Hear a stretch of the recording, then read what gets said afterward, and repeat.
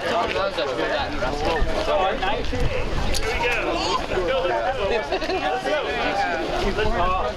there's not a big gap.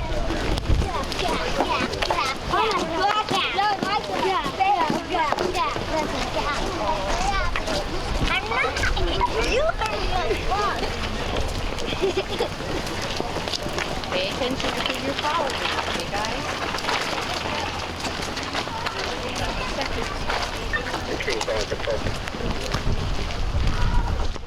Wow. 1, 2. 1, 2. 1, 2, 3, 4, left, right.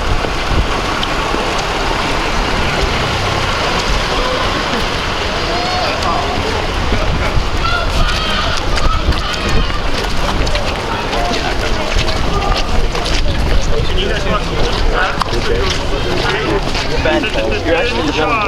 You're like the bargain.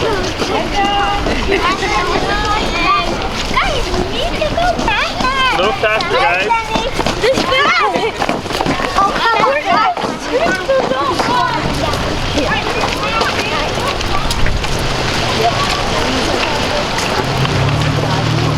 It's under the bench.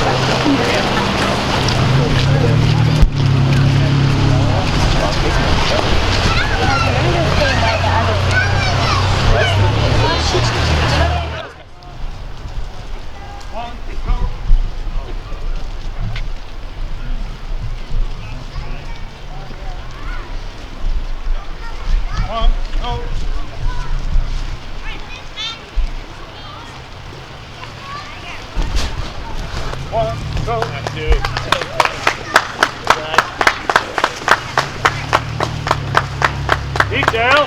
Halt. Order. Up. Fall in. So we probably only need to remind our soldiers that it's a great day to be a soldier. Right, boys? Good morning. My name is John Wilson. I'm the commander of the Southborough American Legion. And I'm here today with Steve Wynot, the commander of Post 3276 of the Veterans of Foreign Wars. It is a pleasure for us to be here with all of you veterans, scouts, and all you residents of Southborough and our guests. We gather here to acknowledge and pay tribute to those who have served our nation in peacetime and in times of war. We welcome the members of the Veterans of Foreign Wars Post, members of the American Legion, and all veterans. And I would like to invite any other veterans who are standing in the audience to come down here if you'd like to join us on these granite benches. So if there are any veterans that would like to step forward, it would be our pleasure to have you with us.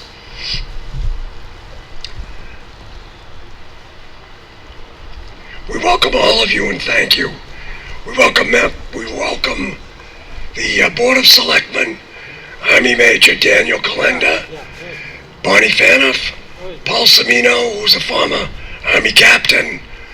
I'm not sure if Brian Shea is here today, and John Rooney, who is a selectman, cannot be here due to a recent surgery. However, he extends his warm regards. Our state representative, Carolyn Dykema, is with us, and Carolyn participates in all of our Veterans Day and Memorial Day holidays, and has been a strong advocate of all of veterans and federal affairs for many years. I welcome the Girl Scouts and Boy Scouts. You honor us with your assistance in marching with us. Also, members of the Southborough Police and Fire Departments. The Algonquin Regional High School buglers, Brian Keefe and Kevin Jenks, will be playing taps at the end of the ceremony. And over here to my left are the Algonquin soloists, and we welcome them.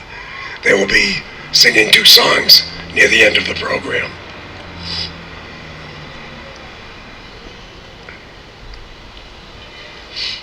I also would be remiss if I didn't thank Peter and Bonnie Fanoff, longtime residents of Southborough, both veterans of the Air Force, who've done a tremendous job during the year, maintaining this entire area, cutting back the bushes, snipping the flowers, planting. So I'd ask you to join me in a round of applause to honor their help. Thank you. I would now like to ask our interim chaplain, Chris Robbins, to lead us in prayer. Major Robbins.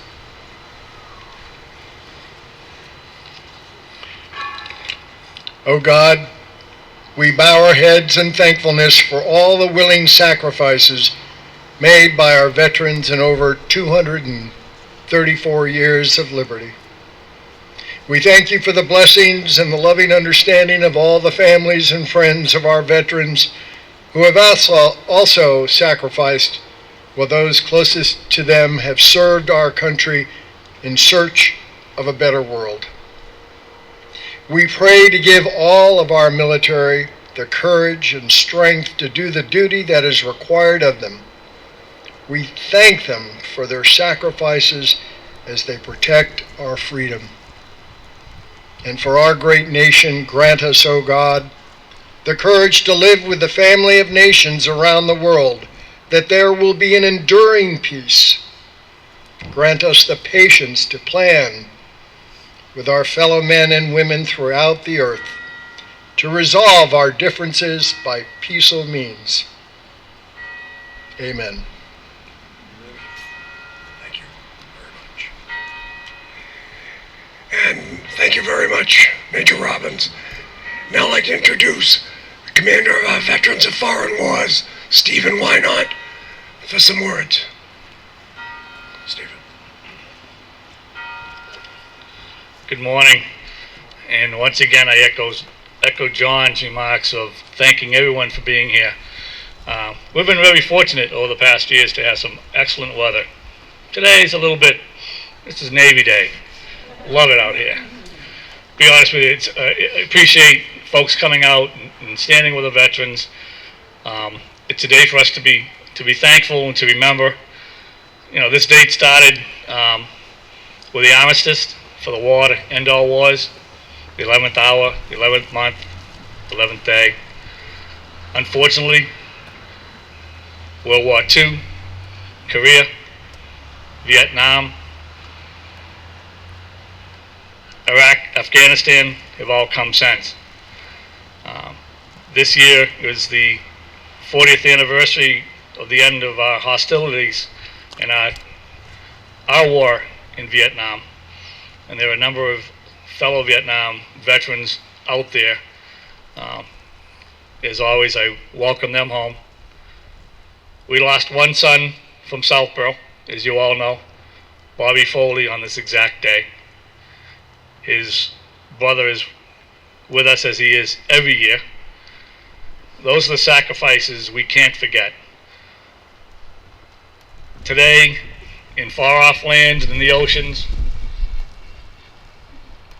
in the mountains of Afghanistan, etc., we still have young men and women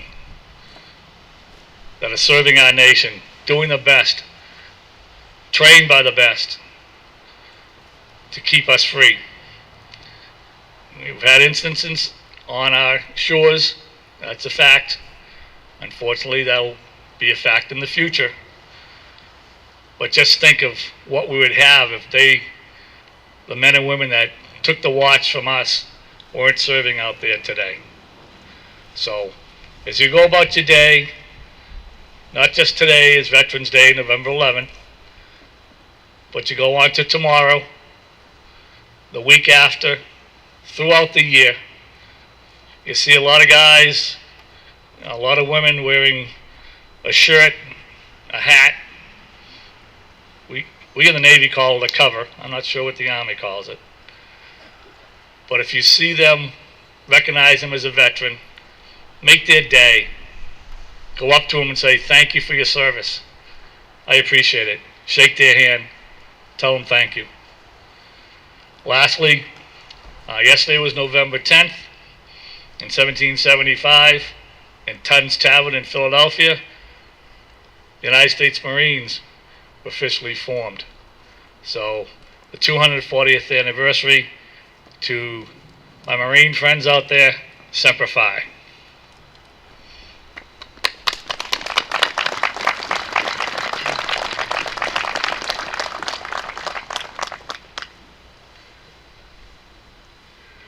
I'd like to just take a moment to ask, over the years we've had several World War II veterans sitting with us, first marching with us and then finally sitting on these granite benches, and now there is one remaining, Arthur Butler. Mr. Butler, let's give him a round of applause. Mr. Butler fought in the Pacific in World War II and was wounded, and he's one of our favorite citizens and favorite veterans.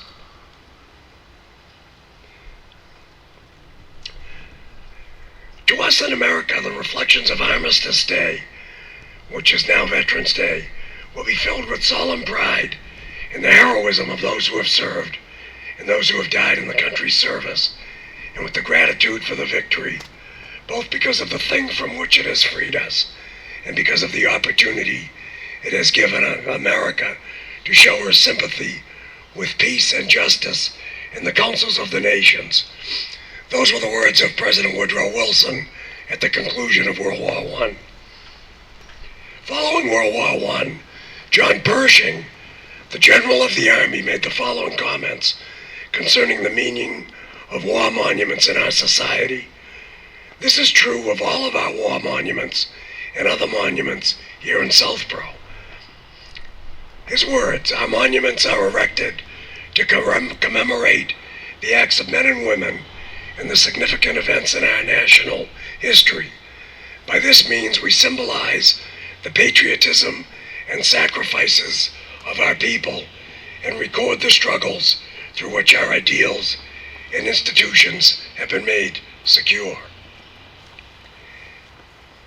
And today we gather here around this beautiful monument in our hometown to rededicate the commitment of our community and ourselves in expressions of gratefulness through words, poems, and music to the memory of those loyal men and women who dedicated a critical part of their lives, and in some cases gave their lives, to preserve our country.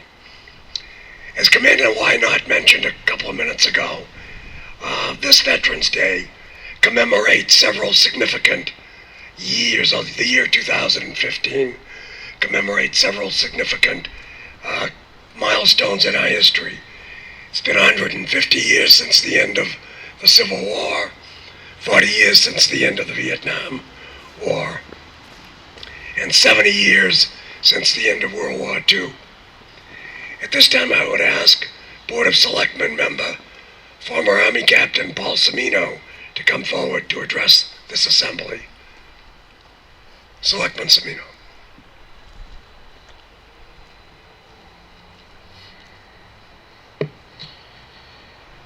Thank you, Colonel Wilson. And good morning to all of you. Ladies and gentlemen, thank you for being here this morning. On behalf of your Board of Selectmen, I must begin, of course, by recognizing all of our veterans and active duty service members here today. They have gone above and beyond their citizens' duty to volunteer their lives and livelihoods and to answer when our country called, to defend the freedoms we enjoy each and every day.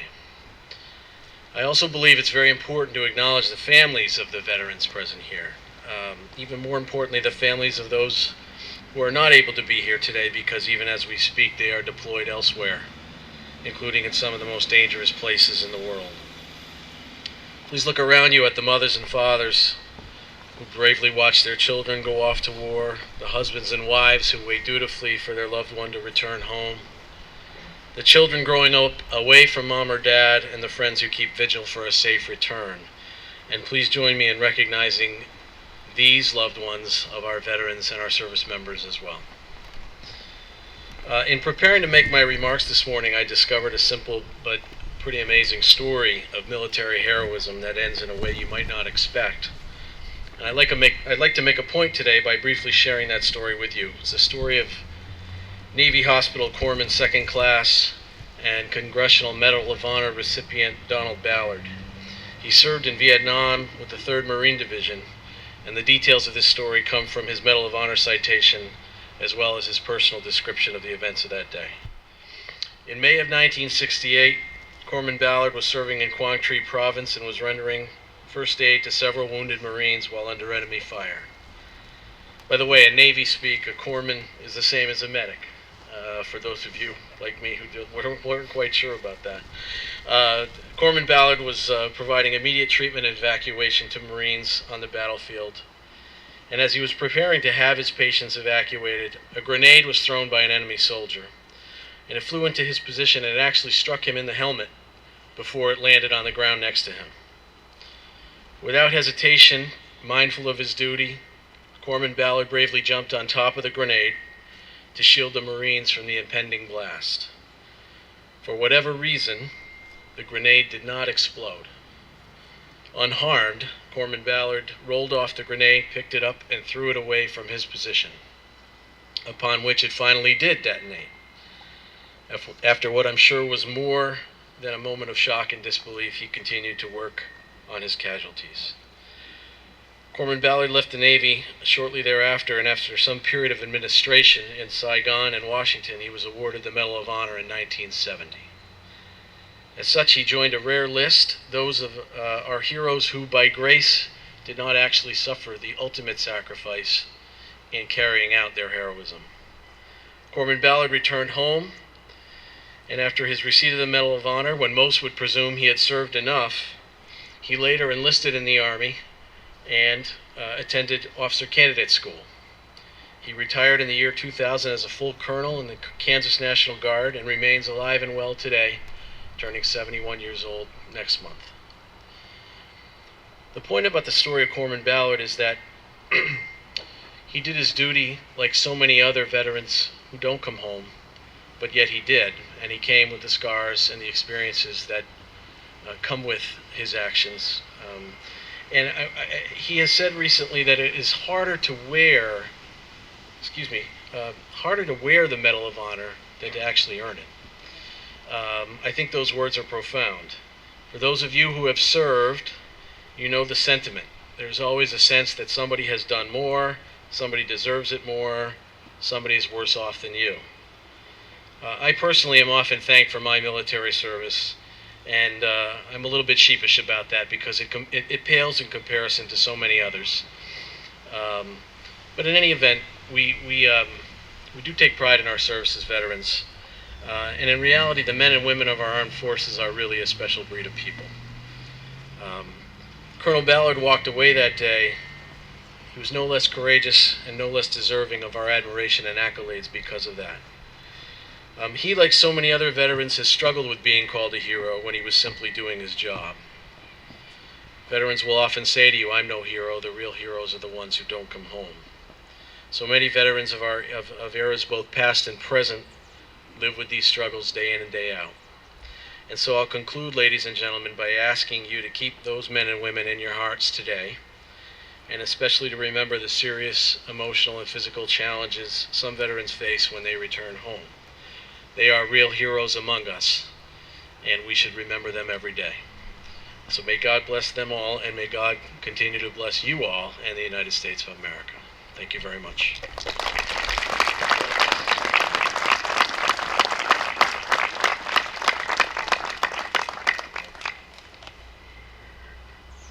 Thank you very much, Selectman Semino.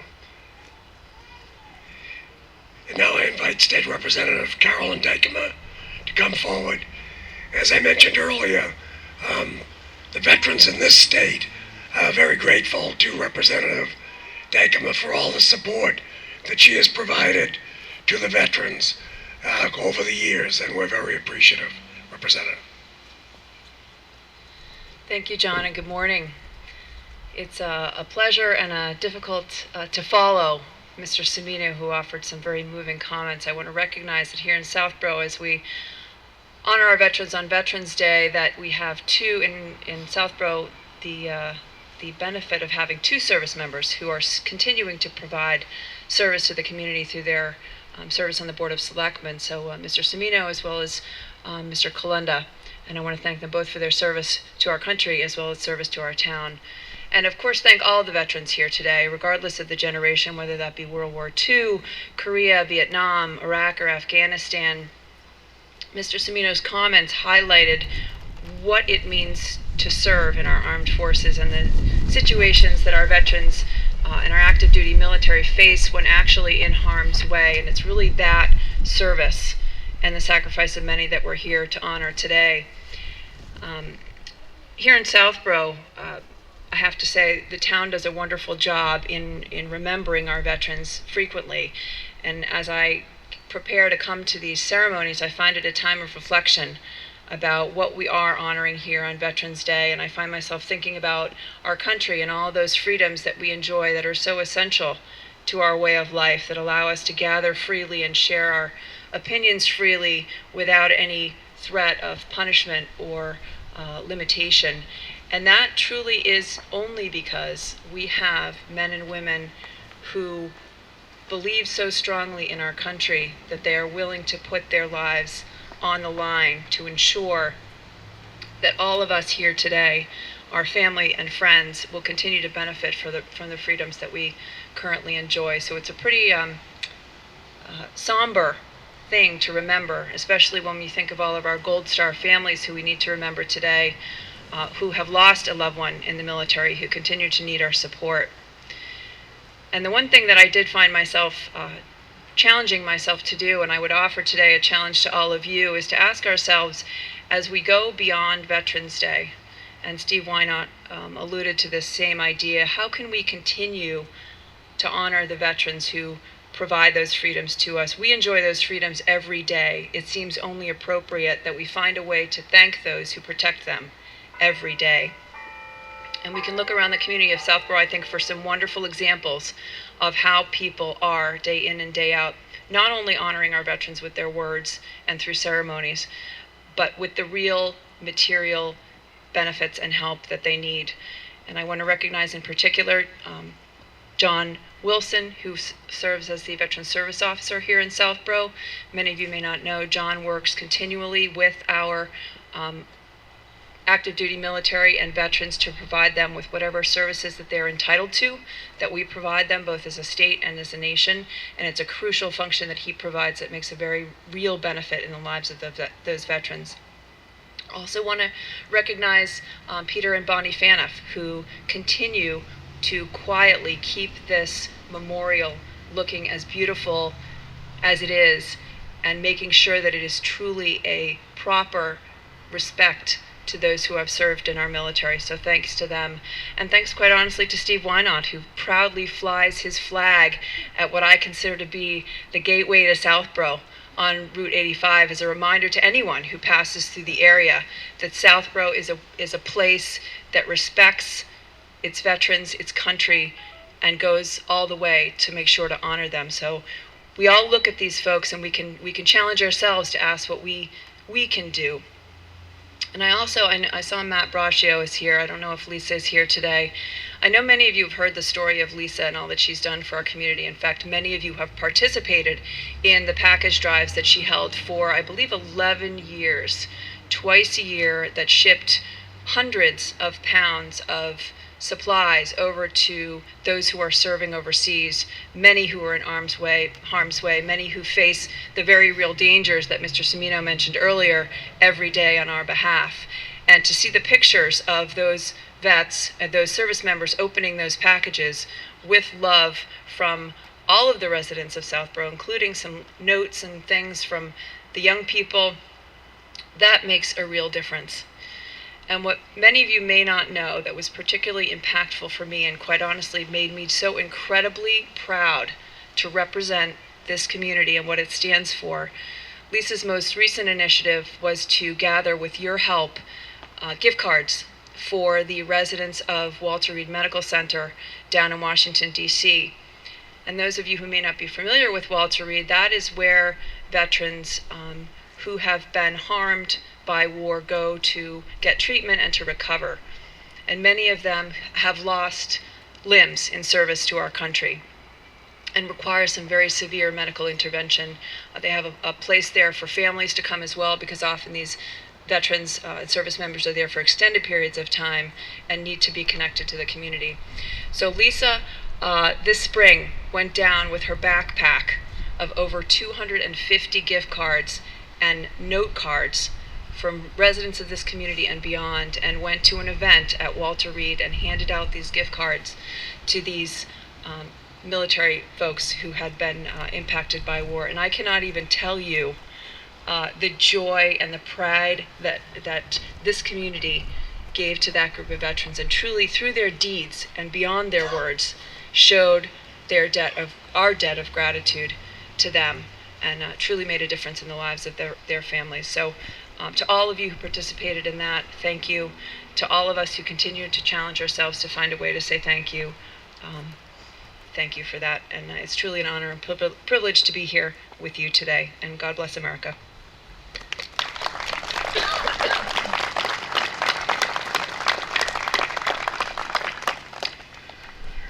Thank you very much, Representative Dykema.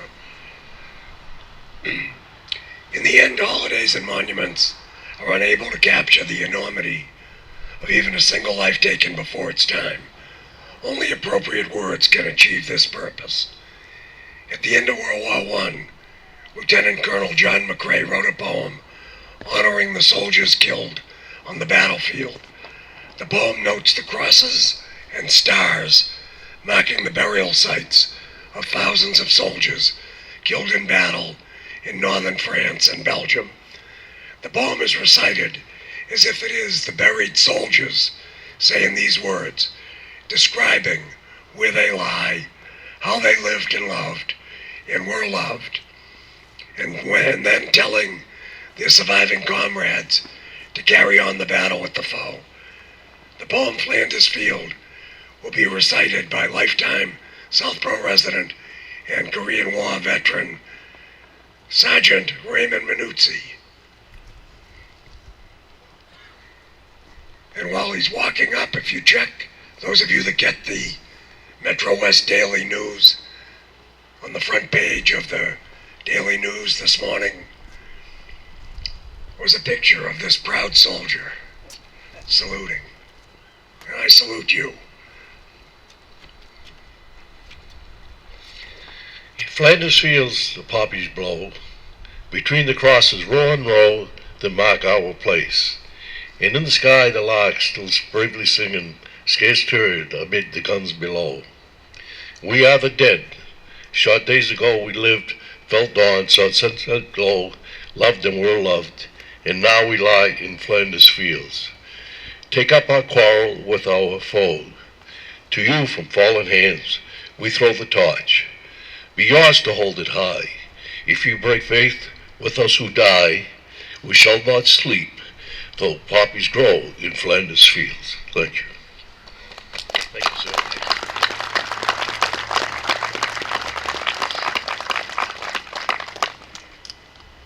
Thank you very much, Sergeant. Today we come together in honor, remembrance, and recognition of soldiers, sailors, Coast Guardsmen, airmen, Marines, merchant Marines, and every man and woman who has worn the uniform of our country. I would now like to ask Lieutenant William Davis to come forward and read the names of those veterans who have been buried here in the Southborough Rural Cemetery or up in the Burnett Park Cemetery during the past year. Lieutenant.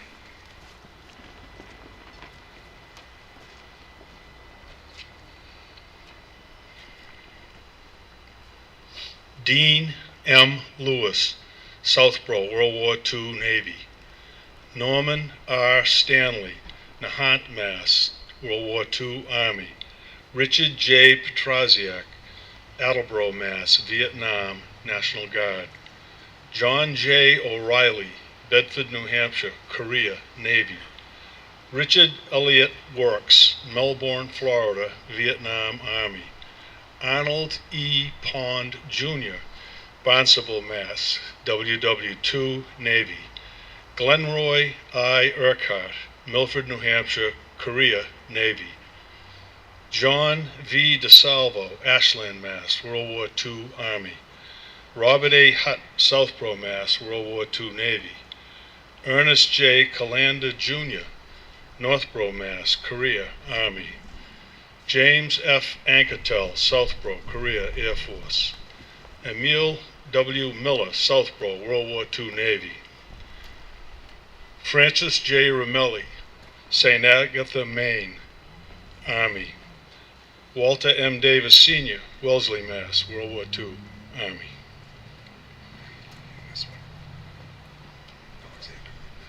Alexander H. Whitman Jr., Bremerton, Washington, Vietnam, Navy. Thank you very much. Thank you, Bill. And now I would like to invite the Algonquin singers to come forward if you'll swing around this way. Line up in front of the monument. And we're going to invite the singers to lead us in some patriotic music. Thank you. The first piece we'll sing is To Those Who Serve. And after that, we would like you to join us in singing God Bless America.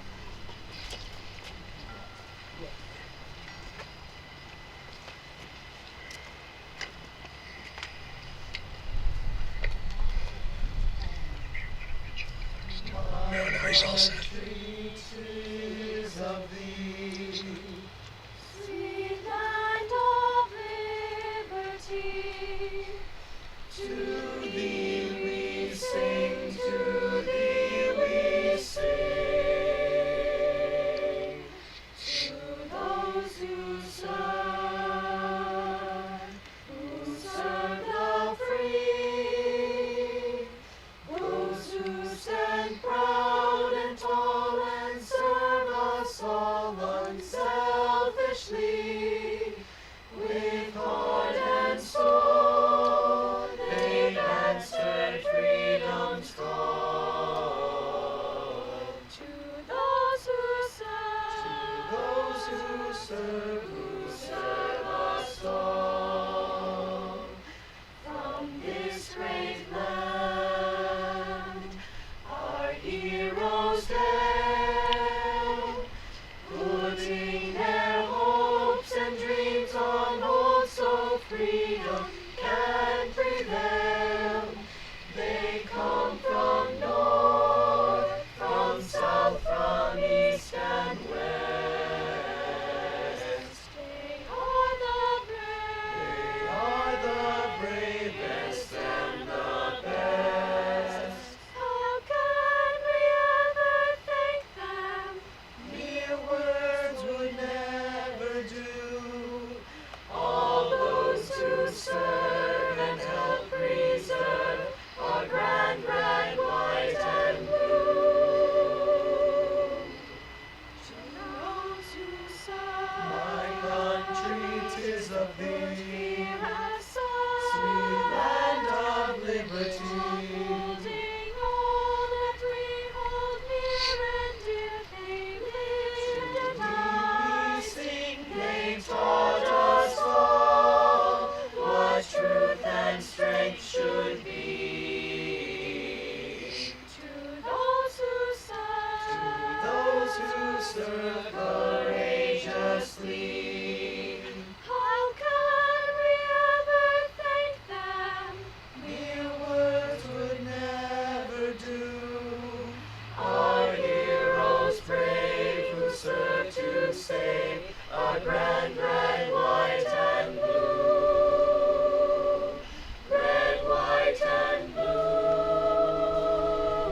To those who serve, my country,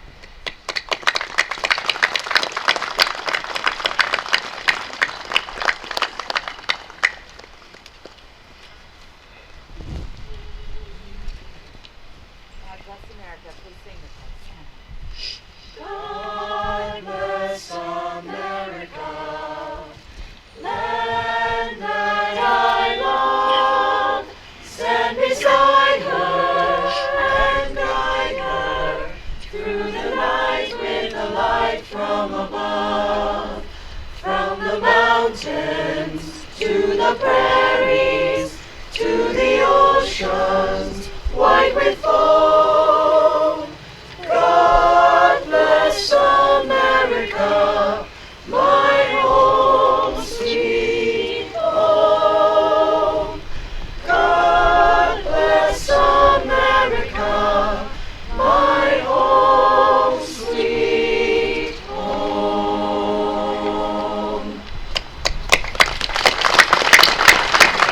Thank you very much. That was terrific. We appreciate it very much. Thank you. On the granite monument to my left are the names of those servicemen from Southborough who paid the ultimate sacrifice for the love of liberty and the hope for a lasting peace. In the words of the poet Lawrence Binion, they shall not grow old as we that are left grow old. Age shall not weary them, nor the years condemn. At the going down of the sun and in the morning, we will remember them. Leo L. Bagley, World War I. Charles H. Davis, World War II. Harold Fay, World War II. Raymond Gould, World War II. Francis Harris, World War II. Leonard Hunt, World War II. Joseph Janiak, World War II. John McNeil, World War II. Robert Renault, World War II. Henry Stevens, World War II. Hale Very, World War II. And as Commander Wynot mentioned, Robert R. Foley Jr., who died in Vietnam 47 years ago today. Vietnam. Today we remember and pay tribute to these brave soldiers, sailors, and airmen. Sergeant at Arms, take charge of the troops.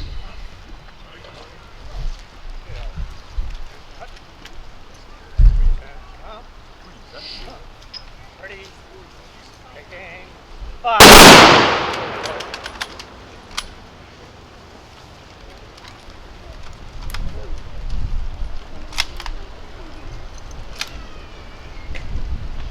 Ready, taking, fire.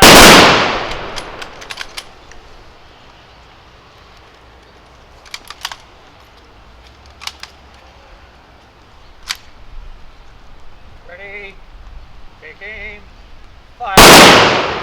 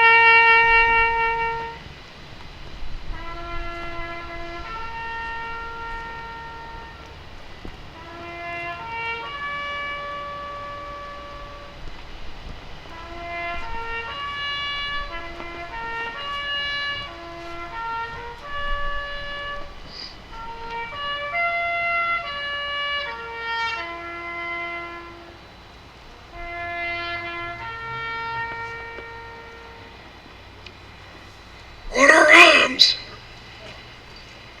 I also want to thank the buglers. This concludes our ceremony this morning. I thank all of you for being here, our speakers, all of our residents, our soldiers and sailors, and enjoy the rest of the day, what's left of it. Thank you. Fall out and fall in on the street.